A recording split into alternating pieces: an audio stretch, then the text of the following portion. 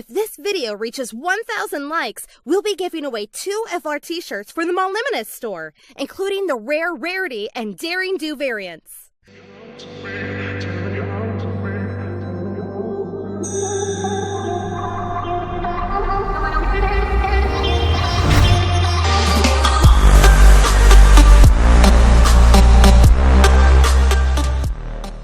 Most of you watching right now are probably old enough to remember the Great Depression period of cartoons, where the two powerhouses Nickelodeon and Cartoon Network decided, hey, screw cartoons. And all they did was start doing live action shows because that's what every kid wants to see, Andrew WK smashing things. Luckily, some brave producers were like, hey, how about we do original content? But eventually, after ruining their networks, they decided to give being creative a try, and thus some of the best shows were born. And here we are today with the top 10 best animated shows in recent time. Keep in mind, this is my list and only slightly hierarchical, so try not to get too butthurt, okay?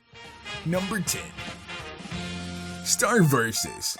So it's still kind of new in the world of cartoons. I think it only has 2 seasons, but it features both a person of color and a strong female lead.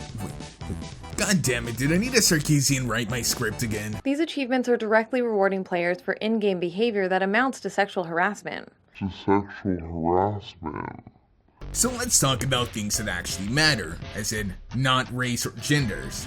The show has a unique animation style, very cartoony, but definitely some Eastern influences at times. It was actually refreshing to see a show come out of the gate with such fluid animation. It means the network actually had enough faith in it to give the show a proper budget. I haven't seen everything in the show, but it seems to have a similar humor to both Adventure Time, minus some of the gross out humor, and a little bit of regular show. Check it out if you have a chance. Number 9.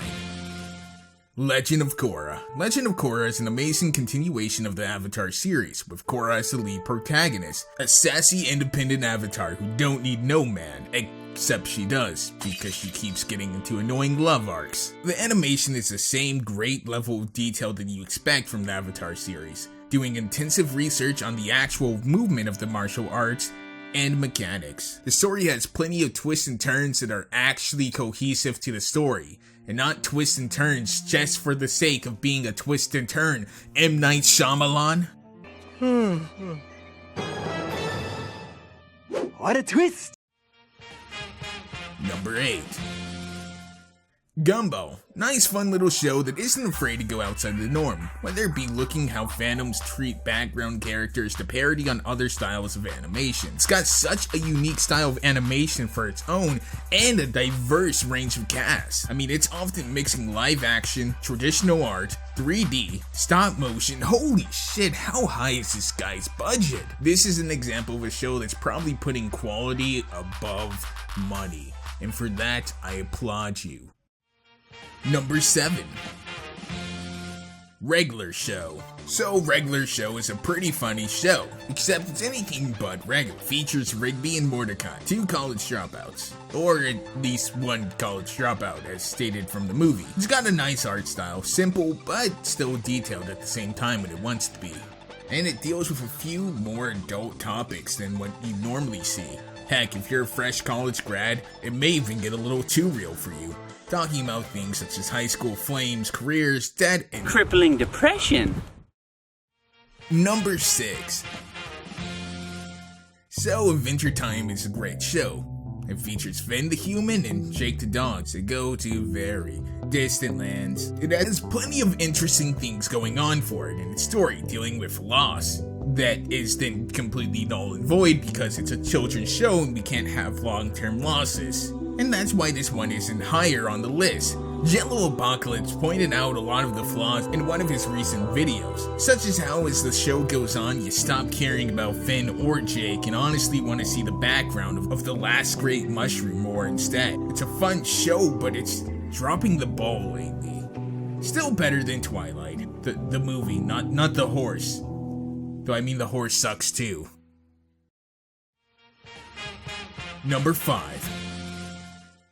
Speaking of sucky horses, My Little Pony. Man, The show was really good in the beginning, but as it went on, it kept changing who ran the show. I know this is the top 10 best cartoons, but I'm mainly giving MOP a spot only because of the community it sparked, and its back catalog. It featured decent animation when it came out around the time when unique and good cartoon shows were in a slump. It's essentially our Kanye West of animation. It came in humble, giving us great material, then somewhere down the line it started to literally sell us garbage for exorbitant prices. Number 4. Gravity Falls. Gravity Falls is a show that actually adds a bit of a twist, where the mystery is solvable through watching the show.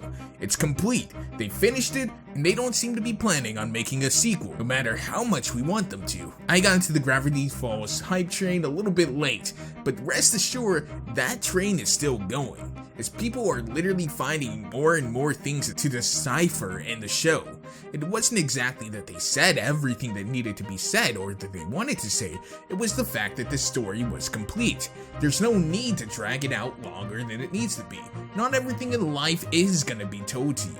Not everything in life is gonna be able to be solvable in your lifetime. Life moves faster than you can think. Unfortunately, you're just not gonna be able to do everything. And the show ending in the way that it does kinda highlights that. We don't see what happens to Mabel and Dipper later on. We don't see what happens to Uncle Stan, and we'll never know. Unfortunately, just like life, you only have a limited amount of time to experience it. So enjoy it for what it did give you, and stop worrying about what it didn't. Number 3. Well, okay, I couldn't resist. I had to add one anime. Now, I'm far from an otaku. Believe me, I just don't have time to read subtitles while working. But One Punch Man was such an amazing show, and so much different than the normal anime that I watch. I've been told I have a 14-year-old girl's taste in animes because of the fact that I like comedy, school life, romance. But One Punch Man is amazing. The humor is great, and it's all centered around, I'm gonna butcher his name, Saitama, who defeats all his opponents in one punch. You would think that would ruin the show. Literally a character that defeats all their enemies in one punch. But it doesn't. The show is amazing, and the art style, while staying true to the original shitty version that was first created by One, as in the art style itself, it also mixes in with some amazing detailed work. Now this guy also has another one called Mob Psycho 101, but I just haven't watched enough of it to be able to put it on this list. Plus, I didn't want to fill this up with a bunch of animes. I'll leave that to Digibro. Number 2. Steven Universe. Alright, so I know the Steven Universe people seem to actually want me to literally die of cancer. Thanks, by the way. But I enjoy the show. The fandom itself is pretty cancerous, but I won't hold that against a good show. Because of its higher rating, it's able to tackle a lot of topics right on. It literally comes out and says that Steven is dealing with issues regarding his belief that the gym secretly resent him for causing the death of his mother, which was an immediate mind shock. It deals with things such as sexual harassment, abuse, and almost rape. There's a lot of themes that go on in Steven's universe that are actually just straight out said, or are really heavily implied. It's actually quite amazing to see a show that takes such huge strides in an ever-immersing PC culture. This show isn't afraid to say fuck you. The songs are amazing in their simplicity, and the vocal talent is just simply amazing. Rebecca Sugar, wherever you are, thank you. And believe me, no one holds Steven Universe accountable for what its fans do. Your show is amazing. Your fan base, maybe a little less so. And the number 1 spot goes to Rick and Morty. Okay, so it's a little bit more adult than the other shows that we've been talking about, with like the exception of One Punch Man. But this one is something that's been able to garner the attention of not only kids, but adults, teenagers, old people, young people, hot people, ugly people. Everyone seems to actually like the show. In fact, I'm pretty sure this is the recent biggest IP that Adult Swim has come out with in recent times. Unique, that is. It's not terribly long, and it's only had about 2 seasons, but those were 2 seasons of pure awesomeness, and we're about to come up on the 3rd. It's not afraid to take an introspective look on itself with a lot of fourth wall breaking humor. There's theories upon theories upon theories about this show, and people have been having a blast dissecting it. And if you make a show where we can actually dissect it using real clues in there and not have to stretch it too far, then you have done an amazing job writing your show, and you definitely deserve a spot on this list. So that's gonna do it for me. That's my top 10 animated shows, cartoon shows, whichever you want to call it. Now keep in mind, this is again just my list, and I probably didn't include everything that you would put on this list. So if I missed one, I'm sure you're gonna yell at me down in the comment sections, but I do encourage you to do that.